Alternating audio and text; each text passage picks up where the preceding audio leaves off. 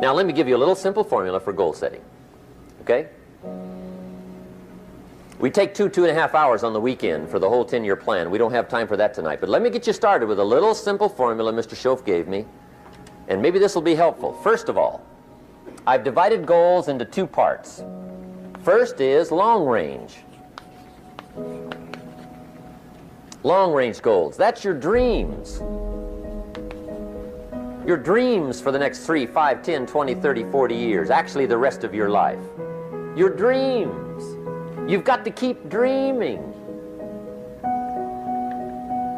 Ronald Reagan, president, said to the joint session of Congress a few weeks ago, "The Republic is a dream. And if we don't keep dreaming, we will lose the Republic." Your better future is a dream for yourself.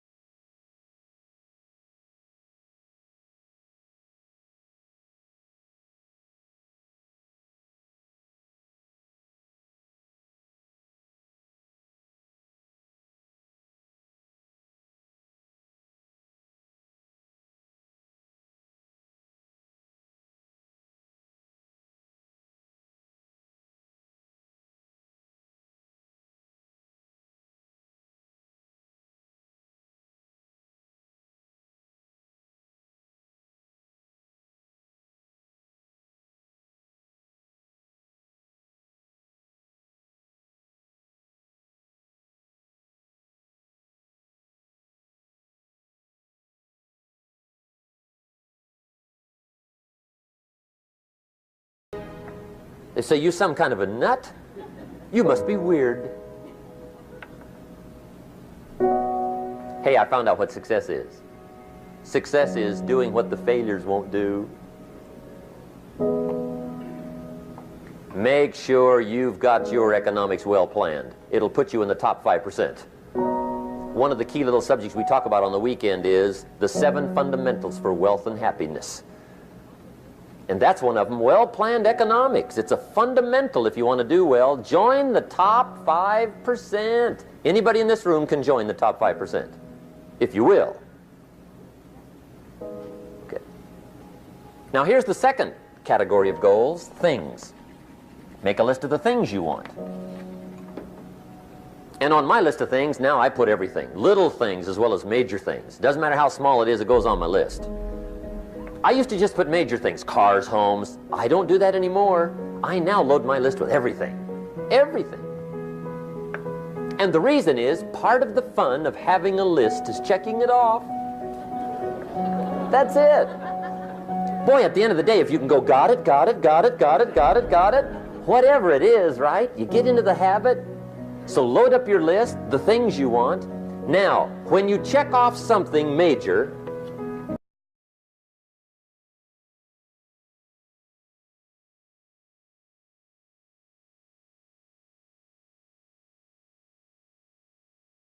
live it up. Have a party when you reach something you've worked for a while. See, we all grow from 2 experiences. One is called the pain of losing. The other one is called the joy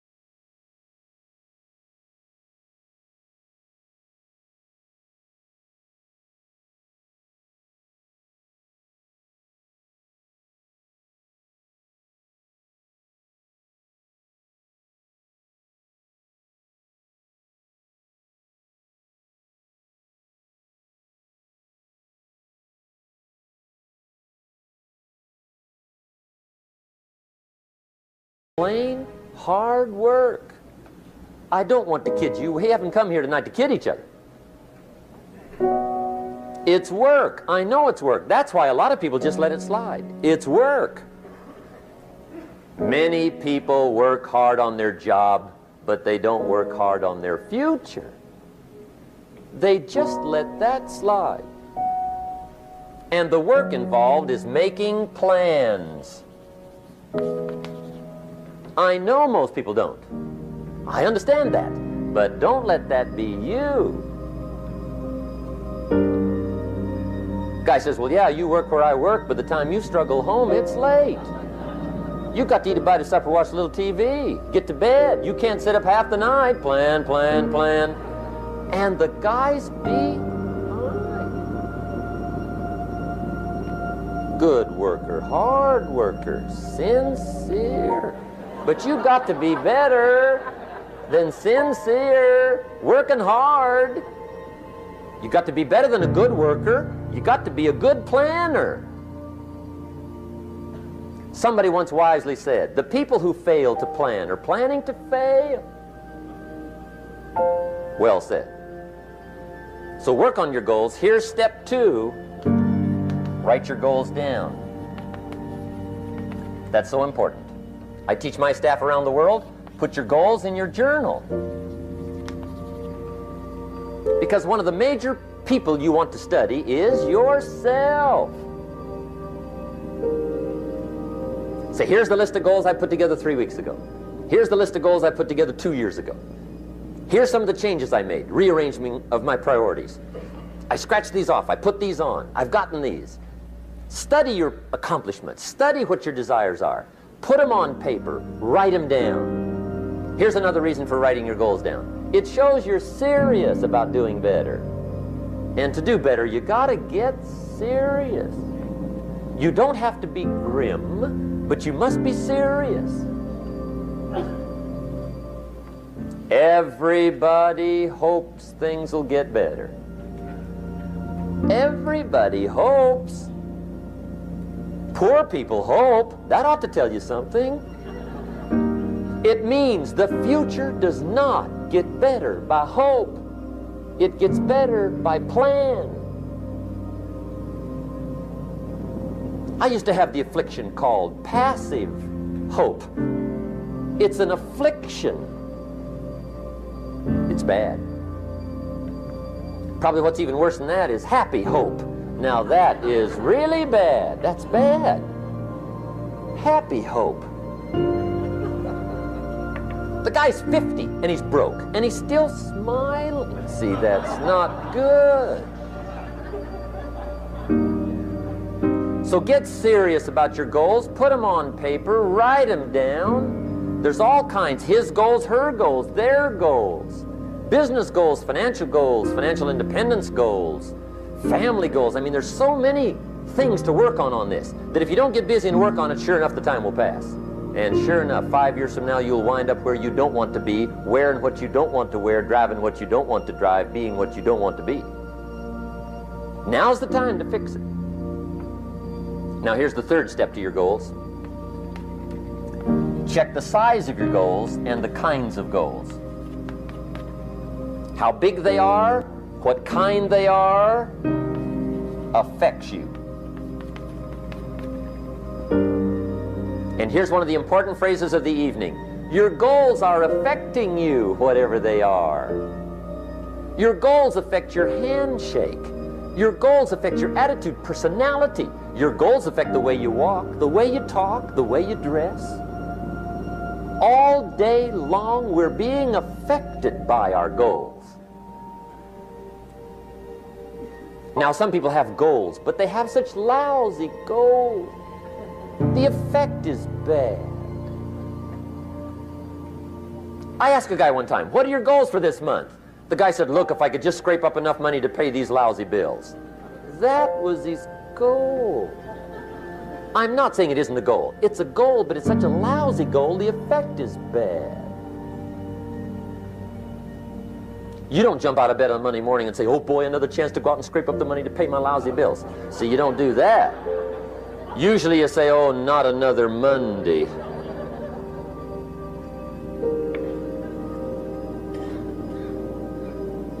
And some people have so given up on life, they have joined the thank God it's Friday club. How sad. Surely those are the same people, when life is over for them, will say, thank God it's over. But I think that's good advice. Don't be a follower, be a student, right? Take advice, but not orders. Take information, but don't let somebody, order your life. Make sure what you do is the product of your own conclusion. Excellent note to make. Make sure what you do is the product of your own conclusion. Not to do what someone else says. Take what someone else says, process it, think about it, ponder it. If it makes you wonder, if it makes you think, then it's valuable. Then when you go take action, make sure that the action is not what somebody told you to do. Make sure the action is the product of your own conclusion. If you'll follow just a little bit of those simple guidelines, I'm telling you, the learning process can be speedy, swift, powerful. Your learning curve can go up, and then applying it to your business, your life, your family, conversations, equities of all kinds. You'll find some progress like I did that first 5 years when I met a teacher willing to share with me, turned my life around. Progress I couldn't believe happened for me. Okay, let's get started. I want to review, I was here last time and we talked about the 5 major pieces to the life puzzle, and I just want to review those because it lays such a good foundation for all the rest that I want to share with you today. We got a lot of subjects to cover, so we're going to go rather swiftly, okay?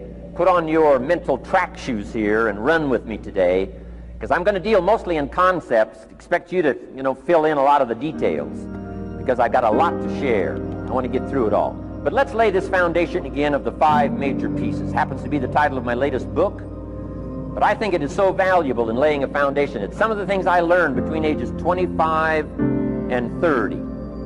The teacher who taught me so well. He dealt in these fundamentals, we call these fundamentals. We call these basics. Basics for sports, fundamentals for sports, fundamentals for your business, fundamentals for the way you deal with your family, a few simple things, a few basic things that if you practice every day can make all the difference in the world, how it works out. I boiled it down to 5 major pieces to the life puzzle. Let's just review those. Number 1 is philosophy. Philosophy, as I taught the last time I was here, philosophy, in my personal opinion, is the major determining factor in how your life works out. Philosophy, the major determining factor in how your life works out. Philosophy. To form our philosophy, you got to think. You got to use your mind. You got to process ideas. And this whole process over a lifetime, starting way back here when we were children, schools that we've attended, our parents, our experiences, all this stuff that we've processed by the thinking process helps to develop our philosophy. And in my opinion, each person's personal philosophy is the major factor in how your life works out. Here's what I called it in that last presentation when I was here. It's called the set of the sail. Each person's personal philosophy is like the set of the sail. Now, I used to think it was circumstances that ordered my life. If someone would have asked me at age 25, Mr. Rohn, how come you're not doing well? Pennies in your pocket, creditors calling, nothing in the bank, behind on your promises to your family, you live in America, 25 years old, got a beautiful family, every reason to do well, and things are not going that well for you. What is wrong here? It would not have occurred to me to blame my philosophy. I mean, it would not have occurred to me. Saying, well, I got this lousy philosophy, and that's how come I got pennies in my pocket and nothing in the bank, and things aren't working well. That would not have occurred to me. I found it much easier to blame the government.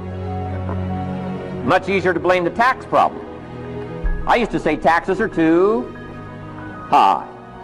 Top tax rate when I first started paying taxes, 91%. Back then, when your income reached a certain level, all your income over that, 91%. So I used to say that's too high. Now the top tax rate's about 33%. But people are still saying what? Taxes are too. See, but you can't use that anymore. If it's gone from 91 to 33, how could it be too high? Come on. I threw all that old excuse stuff away. Some people found it, though, and they're using it these days. My old list. I used to blame the traffic, the weather, used to blame circumstances, right? People say I'm too tall, I'm too short, I'm too old. I was raised in obscurity, raised on a farm, parents of modest means, all the stuff.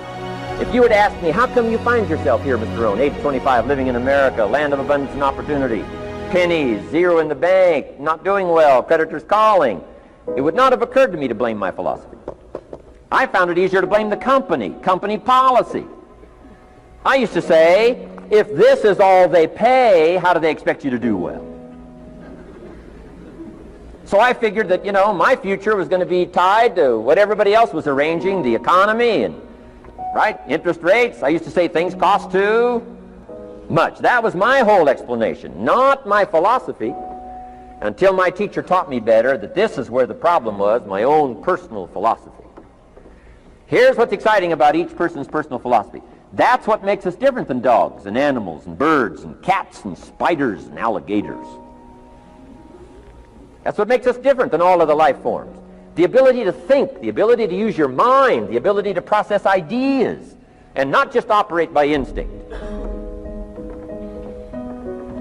In the winter, I'm telling you, the goose can only fly south. What if south doesn't look too good? Tough luck. It can only fly south.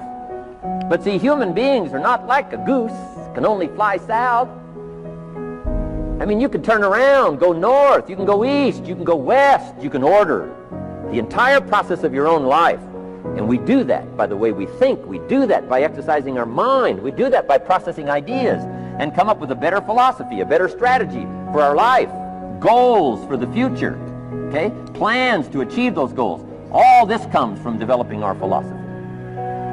Philosophy helps us to process what's available. Well, when we get here, we got seed, and we got soil, and we got some rain, and we've got some what? Sunshine, and we've got some seasons, and what? The miracle of life. Now, the key is, what do you do with all this stuff?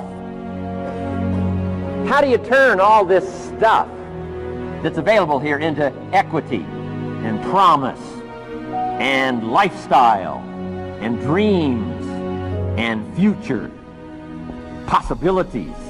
All of this that's possible now with human beings, how do you take all this stuff and turn it into this equities and values? You don't need better seed and soil. In fact, when it comes to seed and soil and rain and sunshine and seasons and the miracle of life, that's all you got. Now, what if you blame this stuff? Then you're blaming all you got. If you blame the economy, and you blame the schools, and you blame the teachers, and you blame the sermons and the preachers, and you blame, the marketplace, and you blame the company and company policy, what else is there? When some people get through with their blame list, there isn't nothing else. That's all there is. And if you blame the only thing you've got to work with, I'm telling you, it's called mistake colossal in not understanding that that's all you've got to work with. And if this is all you've got to work with, then you don't change the seed, and you don't change the soil, and you don't change the rain, and you don't change the sunshine, you don't change the seasons. Right? Guy says, I'll take 3 springs, 4 summers, 9 falls, no winters. No! You can't fool with this stuff. You got to take it like it comes. Then what do you change to make your life work well? You got to start with your philosophy. Guess what I had to do at age 25 in order to change my own future? I had to change my mind. I had to change my thinking. I had to change my philosophy. I was messed up on what was causing my problem. And once I got that straightened out, that all the stuff I blamed, the government and taxes and the marketplace and the economy and things cost too much, negative relatives, cynical neighbors, once I got rid of that and started going for where the real problem was, which was me, I'm telling you, my life exploded into change. My bank account changed immediately. My income changed immediately. My whole life took on a whole new look and color immediately. And the early results I got from making these philosophical changes tasted so good, I've never stopped the process from that day until this. And I'm telling you, with a little consideration of the refinement of your sail, by setting a better sail, refining your philosophy, your whole life can start to change from today on. You don't have to wait till tomorrow. You don't have to wait till next month. You don't have to wait till spring. You don't have to wait till 93. You can start this whole process immediately. I recommend it. Now, some people do so little thinking, they don't even have their sail up. I mean, you can imagine where they're going to wind up at the end of this week, at the end of this month, at the end of this year. Now's the chance to change, process all this information. So number one is philosophy. Okay? And we dealt with all that, where we get ideas from personal experience, from other people's experiences. I don't want to get into all those details because we covered that the last time I was here. But philosophy, that's number one, my personal opinion. Each person's personal philosophy. Here's the definition of success and failure. Just make this note. Here's failure. A few errors in judgment, repeated every day. Now you can automatically assume, Mr. Rohn, I say, I can understand that. A few errors in judgment repeated every day. For 6 years?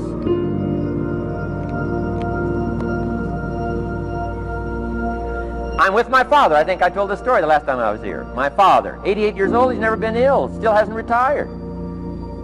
Not long ago, midnight, we're getting ready to go to bed. We've drilled a new well, got some extra water, got some more acres going. He's all excited. At midnight, we're getting ready to go to bed. My father's eating what he calls his midnight snack. A little bite to eat before you go to bed. Don't have to go to bed hungry. And I'm watching him eat this midnight snack. Guess what he had? An apple, a few graham crackers, and a glass of grapefruit juice. I said, no wonder my father's so healthy. My mom taught us all those good health practices. Taught me when I'm growing up, right? I'm an only child. I've never been ill. Passed the big 5-0 some time ago. My 2 daughters, 32, 33, never been ill. My grandkids, never been ill. I'm telling you, the legacy lingers on. As I watched my father have this midnight snack, suddenly it occurred to me. I know that's part of it. An apple, what? A day. That's gotten to Dallas-Fort Worth, right? An apple. An apple a day keeps the doctor away. Good question for this intelligent audience. What if that's true? You say, well, Mr. Rohn, if that's true, that would be easy to do. Then what's the problem? It's easy not to do. It's easy not to adopt it as your own personal philosophy. Or the guy messed up the saying. Guy says a Hershey bar a day. Say, no. No. You've been watching too much television. It is not Hershey bar. You got to be smarter in philosophy than to fall for the Hershey bar a day when it's an apple a day. You got to be smarter than that. And if you make that kind of an error in judgment every day for 6 years, I'm telling you, it'll accumulate into disaster. Sometimes the first year you say, well, you know, I'm so healthy now, what difference is it going to make? You got to be smarter than that. Just because disaster doesn't fall on us at the end of the first day doesn't mean disaster isn't coming. You got to be so smart that you look down the road and say, will the errors in my present judgment of philosophy, what's that going to cost me in 1 year, 6 years, 1 month, 6 months? I'm telling you, the money cost and the health cost and the success cost is too gigantic if you'll look down the road a little ways and say, are there errors in my current judgment like an apple versus a Hershey bar? Is that just a good illustration of some of the rest of my errors in judgment? If it is, that's where I found myself at age 25. I started working when I was 19. I met my teacher who helped turn my life around when I was 25. That's 6 years.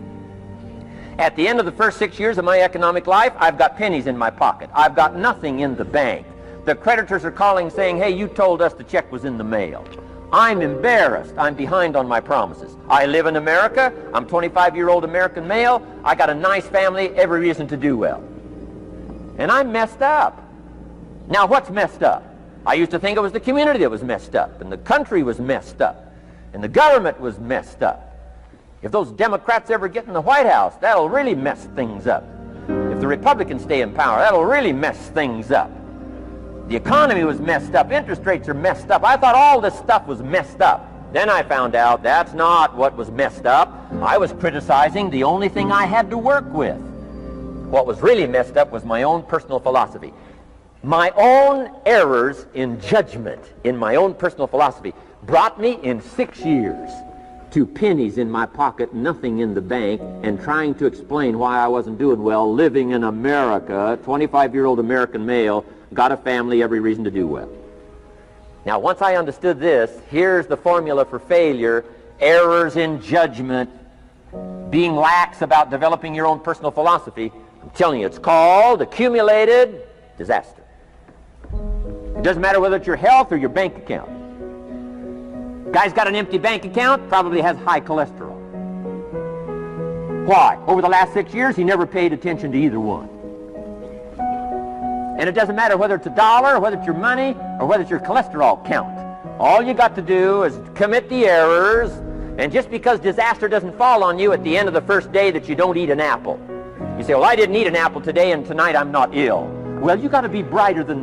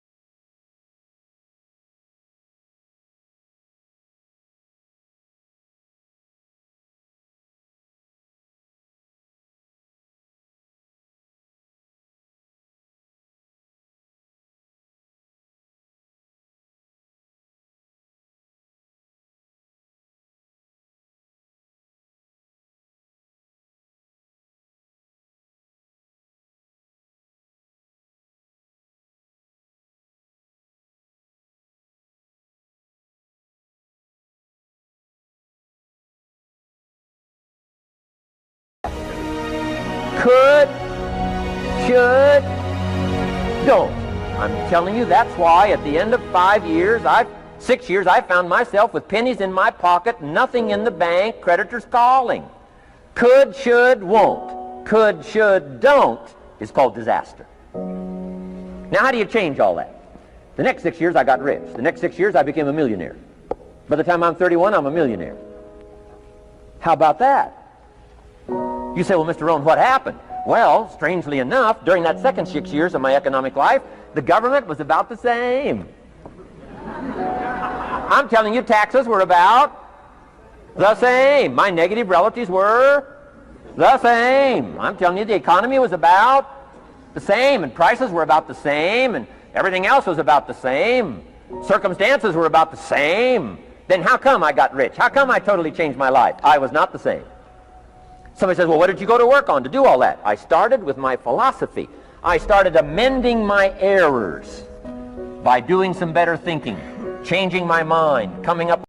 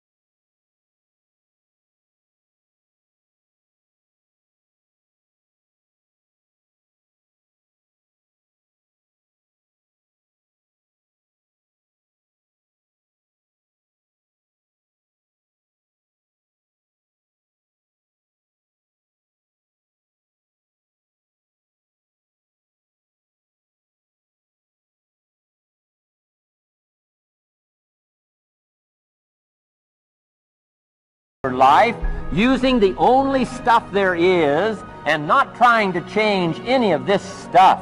Appreciate all of this stuff with all of its ups and downs, with all of its mystery of why it works and sometimes it doesn't work. Don't challenge this. You don't have to ask for another planet. You don't have to ask for another country. Just ask for another book. Ask for another seminar. Ask for another idea. And you can start this whole process of personal life change. Now, I could spend the whole day on philosophy, because that's where it is. If I could get you intrigued with that enough to study it, enough to ponder it, to where you would pick up the commitment like I did and say, hey, as simple as an apple a day, as simple as a walk around the block, why not start right there? If you don't start there, where else are you going to start? Might as well start where it's easy, and then go to the more complicated disciplines. Because if you can't handle the simple disciplines, how can you handle the complicated?